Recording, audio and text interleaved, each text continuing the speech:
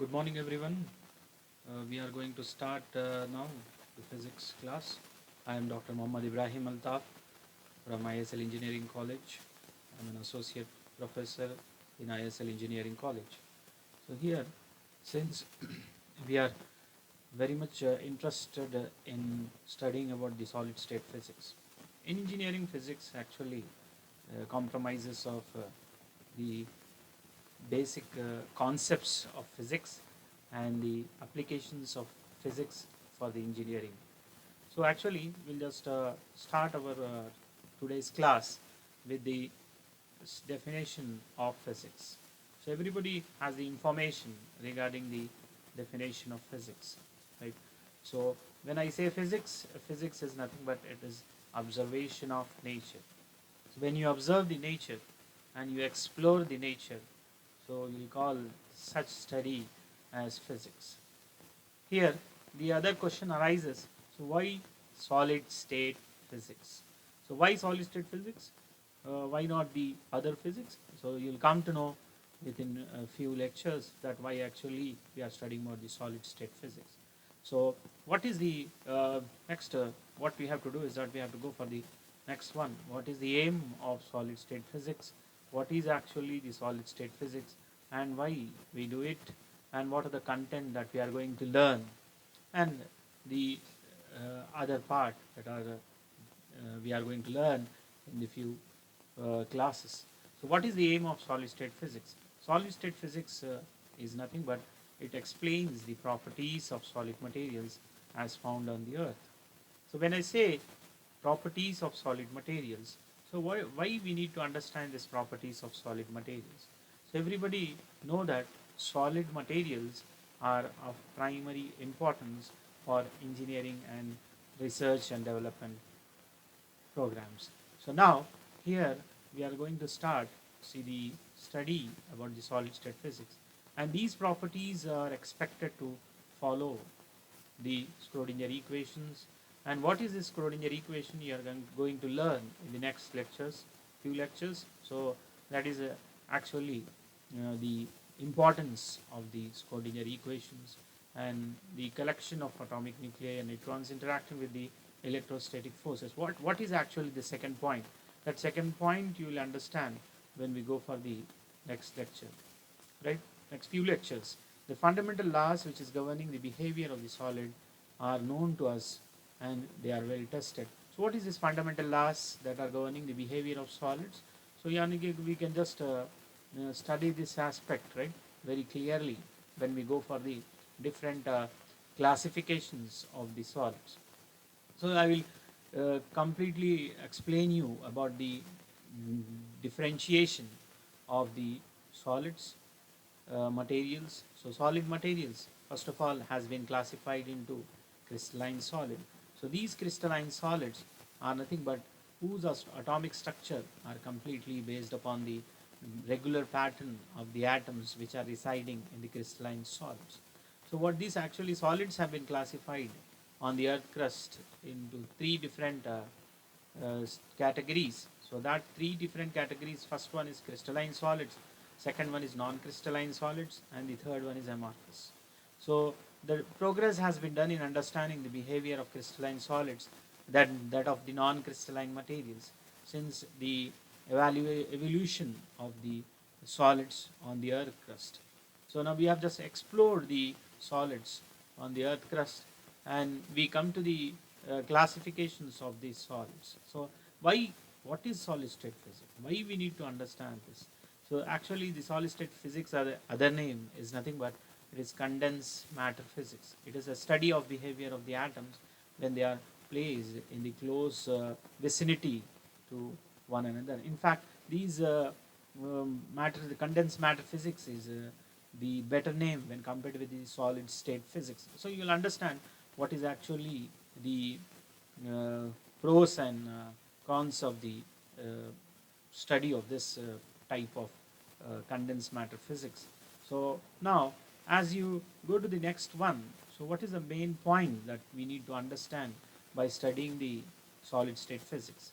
So understanding the electrical properties of the solids, there is a modern society and technology, heart of the modern society and technology. You understand, if you understand the electrical properties of the solids, so you will come to know the actual modern society and the technology, the relation between them, and how these are interrelated to each other. And these interrelation is giving fruitful application for the layman's. So now the entire computer and electronics industry depends upon the different special classes of material. So that are nothing but we'll call such materials as semiconductors. So these semiconductors are nothing but the materials which are lying, the electrical conductivity of the material lying between the metals and the insulators. Such materials are known as semiconductors. So these condensed physics or solid state physics will give us the complete background to understand what is actually the semiconductor is. And you already know that semiconductor is the importance of that semiconductor in our daily life. So now, so solid state physics is nothing but we'll call such a statement as also known as applied physics, condensed physics. So how this solid state physics is related to our technology.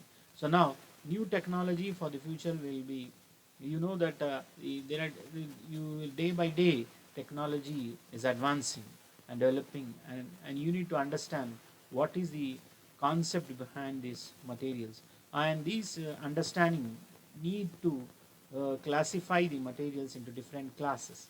So by end of this solid state physics, we have a very simple task, and that simple task is nothing but the our physics, whatever you are going to study, is associated with the technology, and also the important fundamentals or the concept that is leading to the principles of the technology evolution. Now, when you see this, uh, what you can say, when we see this one, so here the electrical resistivity of the states of the solids.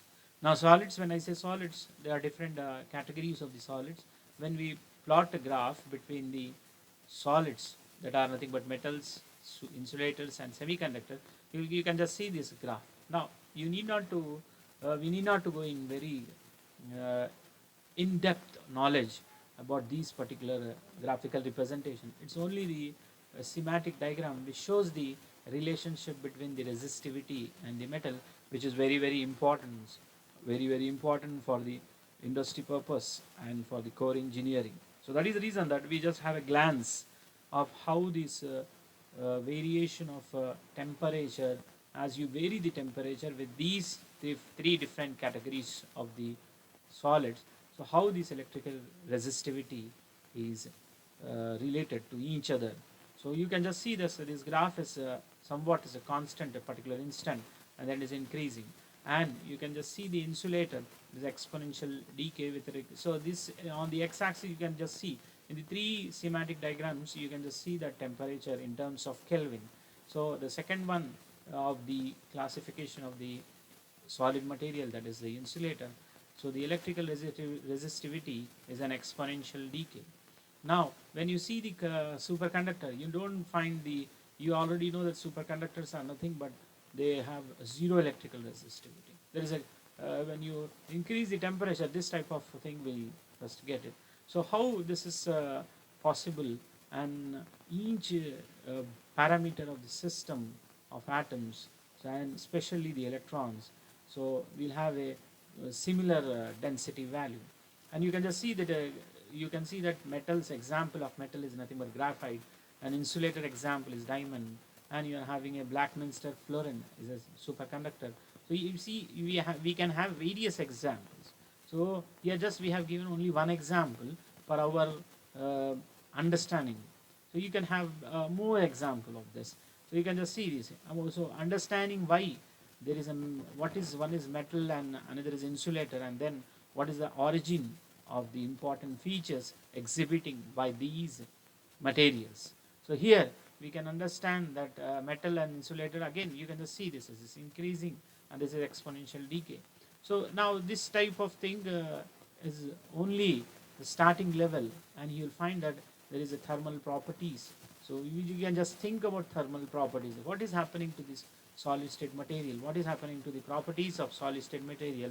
So here we have discussed till now the two important properties of the solid state physics materials, and in that material we are very much concerned about the crystalline solids, and here we have understood so the property of the thermal property and also the electrical property of these materials.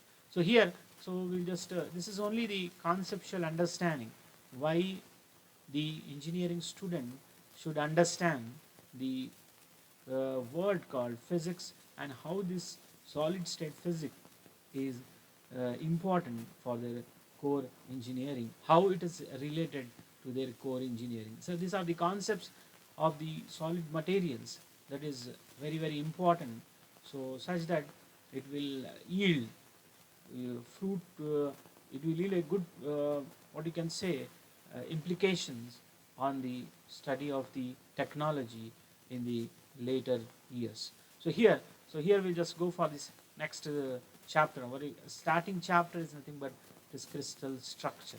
When you say solid, so solid can be understood by two dimensional. A human being can understand only two dimensional concept of the solid. So, but solid material, when I say crystal, so crystal, the three dimensional, that is a three dimensional aspect. So what we have to do, we need to understand the arrangement of the atoms and how these atoms are arranged and how what are the properties, what are the structure of these particular atoms. So in the first chapter, we deal with this particular starting level. So what is crystal structure? So before studying about complete crystal structure, you need to understand this starting topics that are elementary crystallography and solid materials, crystalline. So solid materials is, again I told you, it has been classified into crystalline, polycrystalline and the amorphous. So where then we'll go for what is actually the meaning of crystallography, then crystal lattice. And when you understand the crystal lattice, we can just move on to the crystal structure. And we are having different types of lattices and unit cells, and then we'll go for the planes, directions, Miller indices in cubic unit cell, and the different types of crystal structure, that is Bravais lattices, and there are different 7 crystal systems that we are going to learn in our chapter 1, and what is the elements of symmetry. So now this particular aspect that we are going to learn here in the chapter 1. In the chapter 2 deals with the X-ray crystallography, diffraction, Clark's equation, X-ray diffraction methods that has been applied to understand the properties and structure of the crystal. And here we are only concentrating on the powder method. Now this method that we are going to learn in our topic, leaving all the other methods. This is a brief explanation that the chapter 2 will deal with. You will have understanding of this rotating crystal method is there, Loy method is there, but we need to understand only the powder method for the engineering level. So in this engineering level, so we can just know what is the uh, powder method, and by means of powder method, what are the things that we can understand and what are the important applications of the powder method. Then we'll go for the defects in crystals. So that is a later issue. Then we start our chapter 1, that is crystal structure. So these crystal structures, so what is actually our objective? So when you start a class, by end of this particular class, you should be able to identify what is the meaning of unit cell in a symmetrical pattern. Then how these are classified into 7 possible unit cell shapes, and you have to define different cubic, tetragonal, orthorhombic, hexagonal unit cell shapes, and the different um, classifications of these crystals, and so on. So here first we start our next topic, that is our important aspect. You already know what is actually matter is composed of. So when I say matter, again these matter is classified into 3 different categories, that are gases, liquids and liquid crystals. So when I say liquid crystals, so these are nothing but they are exhibiting the crystals which are exhibiting the properties of liquid, right? So we'll just call that as liquid crystal, and at last we'll just understand our main topic, that is the solid. So when anyone say what is actually matter are classified as, So you have to answer that it has been classified into solid, liquid, and gases. And when we go for the next level, actually we start with the gases, right? Then what is actually gas? Gas is nothing but it does have the different atoms and molecules that do not bond to one another. So in a range of pressure, temperature, and volume. What is its state? So gas are nothing but in gases you'll have the atom. You can just see these atoms. The the atoms are not in close proximity of each other. They are very much what you can say the distance is larger when compared with the neighboring atoms. You can just see this particular arrow mark and this particular arrow mark. They are being wide apart from each other. These two atoms are wide apart from each other.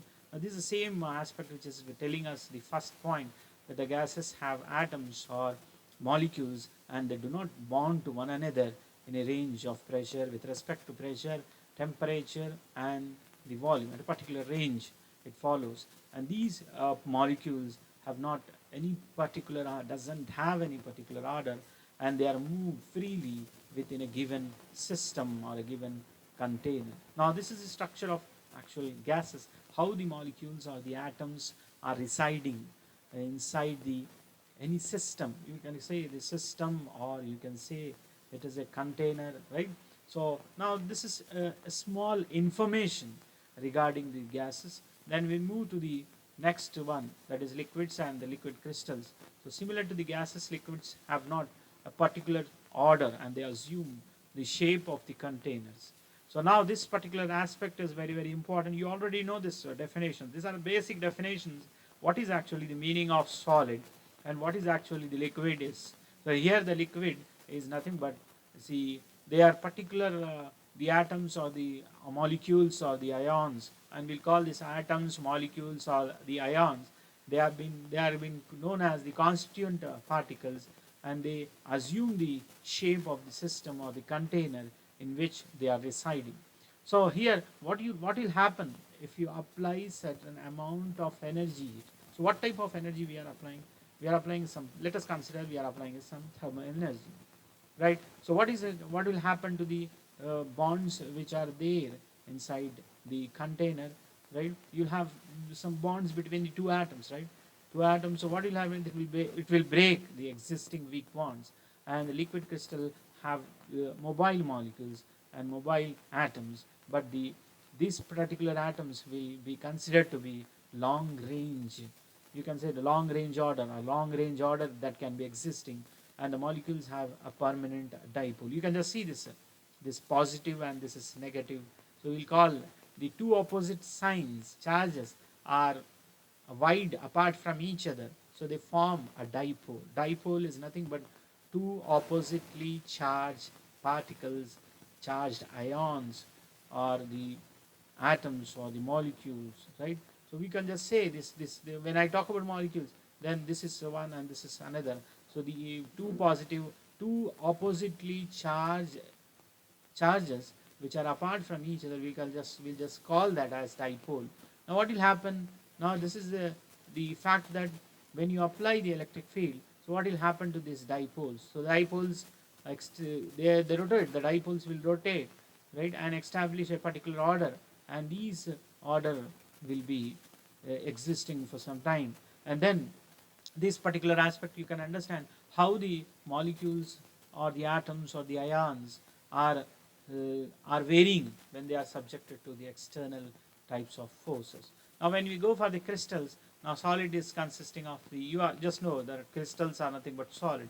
So here just in the previous section we have understood what is actually the gases, and then we gone for the liquids, and here our main topic will just start with the crystal.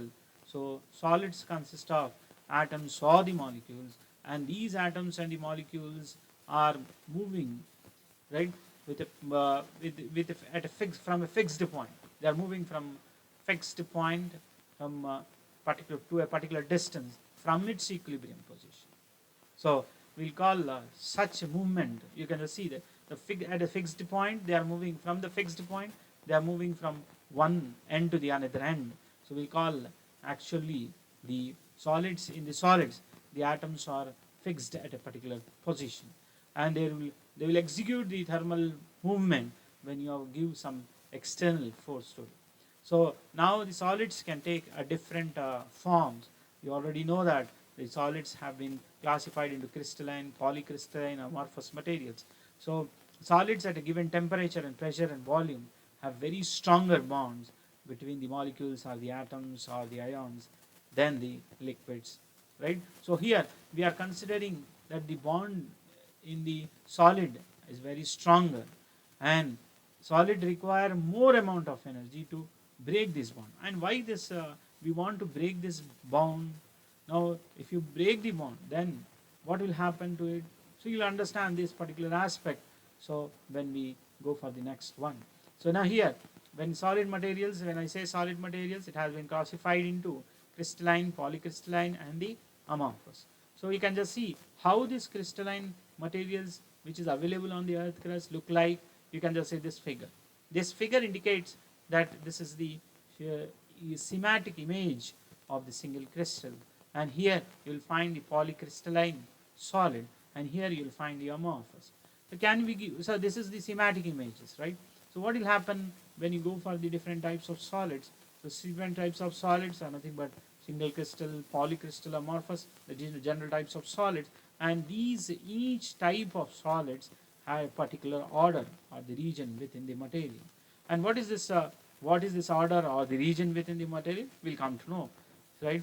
So what is crystalline solid? When I say crystalline solid, it is nothing but the form of substances in which the atoms, more molecules or ions are arranged in a definite or a repeating pattern. When I say repeating pattern, so what is this repeating pattern?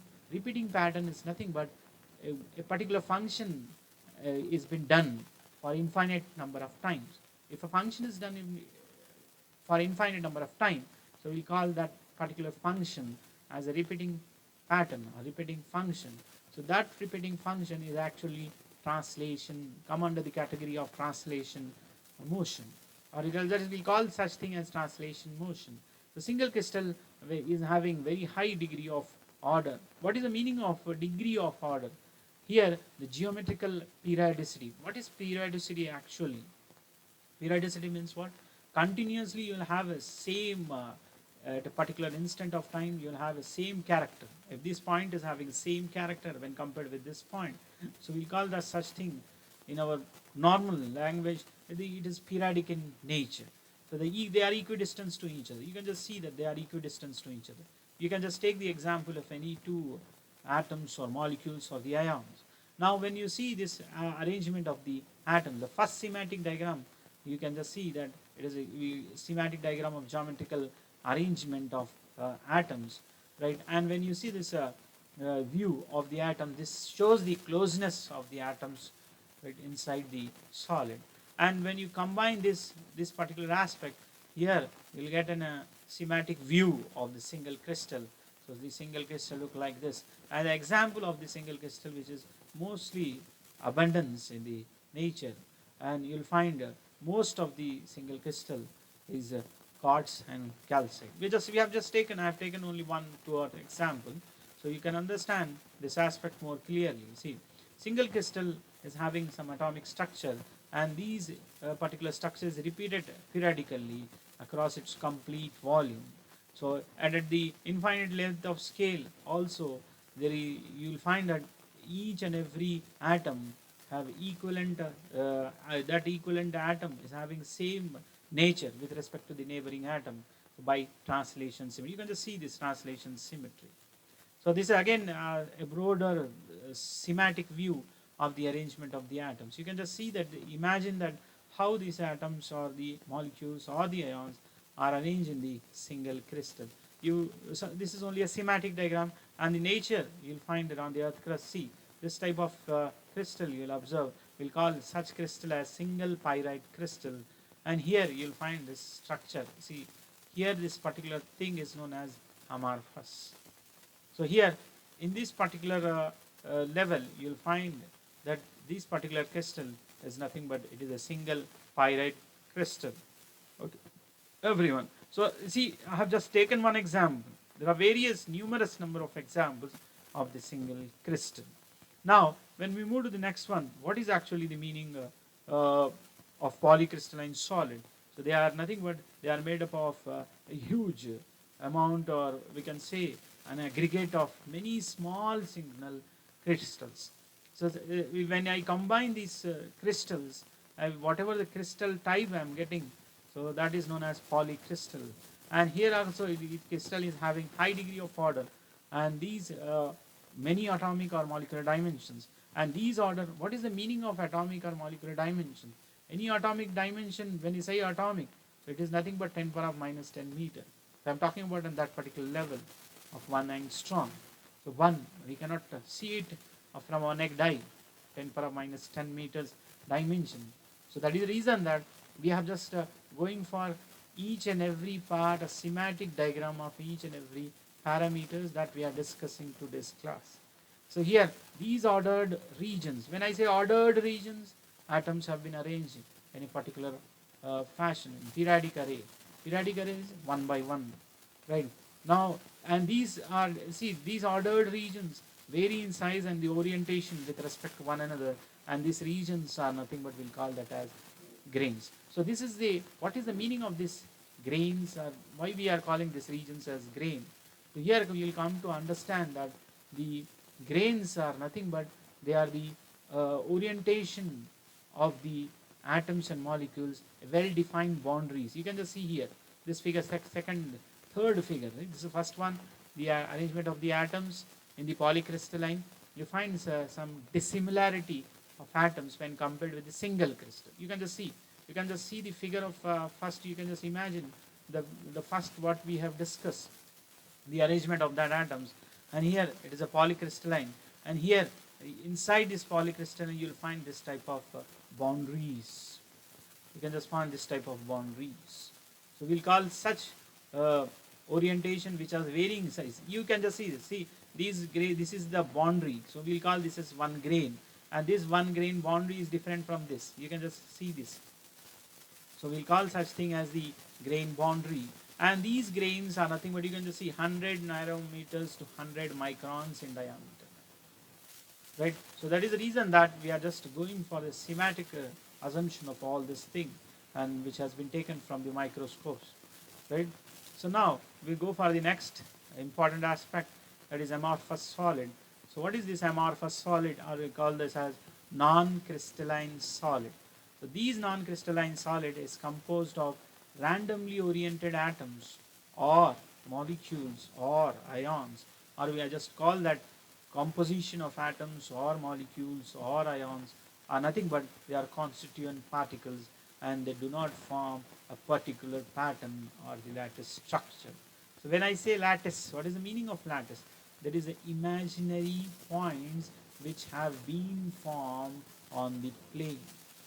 To understand the structure, to understand the properties of the crystal. So whatever the crystal may be. So here the amorphous material have an order with a very few atomic or molecular dimensions. Again, so whenever we talk about the solids, and when we talk about solids, that is crystalline solid or non-crystalline solids or amorphous solids, you have to go for atomic dimensions or molecular dimensions. So amorphous materials do not have large long range orders, but they have very varying degrees of short range order. What is the meaning of this long range order? And they have very varying degrees of short range order. So this long range and short range order we come to understand when we move to the next lectures. It is very simple to understand it. So I will show it with some example to make it very simple. So examples of these amorphous materials are nothing but amorphous silicon, plastics, glasses, etc. So amorphous silicon can be used, and where actually we are using all these things. Amorphous silicons can be used in solar cells and in the thin film. You can just see this, how the arrangement. I have shown you three diagrams for the crystalline solid, for the non-crystal, for the polycrystalline solid, and also for the amorphous solid. See, in each slide you have seen these three aspects, right? So these are the arrangement and the order of the constituent particles, and how this look like. The amorphous solid is looking like this. Now what is actually the meaning of the perfect crystal, and how we can just depart from the perfect crystal. What is actually this is the meaning of a perfect crystal? Perfect is nothing but it's an ideal. So even the surface of the crystal is a kind of there is no see uh, ideally everything is possible, but practically it is the something will be varying. So that what is that something is varying, you will understand that is called the defects inside the crystal. You find some defects inside the crystal. But we say that first of all we say that when I say that the crystals are having periodic nature, so that periodic nature is ideal nature. So definitely you'll have some defects inside the crystal. So here even the surface of the crystal is a kind of different imperfections, because so the periodicity is interrupted here. So the another example of these thermal vibrations of the atoms, so from their mean equilibrium position, what is happening when I increase the temperature beyond 0 Kelvin? See, when you increase the temperature only, you can just know the what is the change which is occurring inside the this type of crystal or any type of crystal. If you want to study, that is directly what you have to do is that you have to correlate the thing with the temperature. You are having crystalline solid, you are having non-polycrystalline solid, you are having non-crystalline solid. So the behavior whatever we studied, that is an ideal case, that is 0 Kelvin. And what will happen if I increase the temperature beyond that 0 Kelvin? So here the third example, actually the crystal always contains some foreign atoms. What is the meaning of foreign atoms? The atoms which are coming out from the outside the crystal. So we'll call some foreign atom, that is impurities. These impurities definitely spoils the perfect structure of the crystal. So what is that perfect structure of the crystal? That we are going to learn in the next class. So here we just start with the crystallography. So we just studied about solid materials, right? So we just studied about solid materials and we come to the conclusion that the matter is composed of. What should be the conclusion before this crystallography start? That matter is composed of actually three important classification. One is gases, another is liquid, and these liquid is having the properties of solids. Some liquids are having the properties of solids, and the third one is gases, solids, liquids, and the liquids which are having the properties of solids, and the last one is the solid, right? So what is actually these solid is compromises of? So here for engineering level we are very much interested in studying about these solids. So here, so we have just classified that solids into three different categories: crystalline solid, polycrystalline solids, and the non-crystalline solids. So polycrystalline, non-crystalline, and the crystalline solids examples we have just seen it. So now we at least in the engineering level we just know that the solids have been classified into these three categories.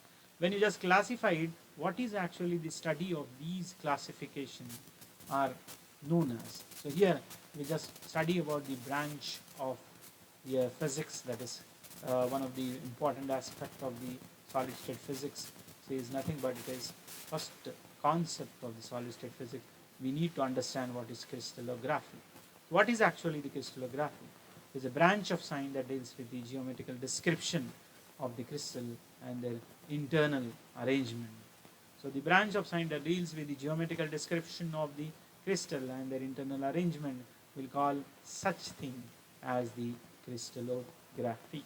Now you can just see here, you find different crystal. How on the earth crust you'll find the different types of crystals which are abundance in the nature. You can just see this is the first one, second one, and this is the third one. This type of different structure that you are going to see in the nature.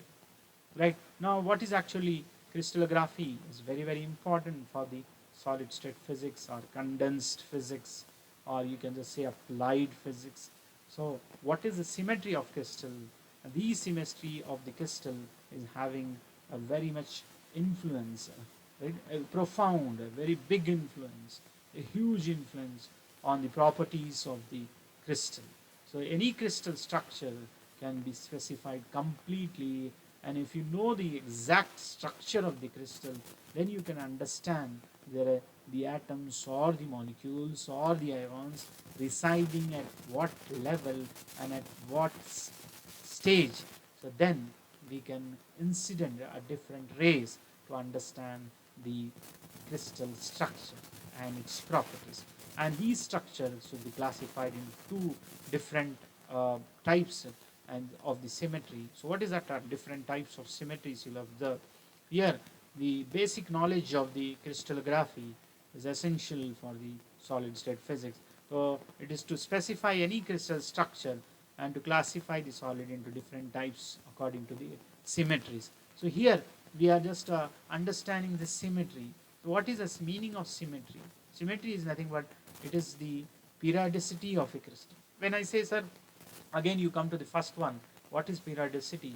Here periodicity means how the atoms are arranged with respect to the neighboring atom. Are they equidistant with each other, right? And each atom is having the same property with respect to the neighboring atom. Then I say that it is in symmetry. So we call that as symmetry of a crystal.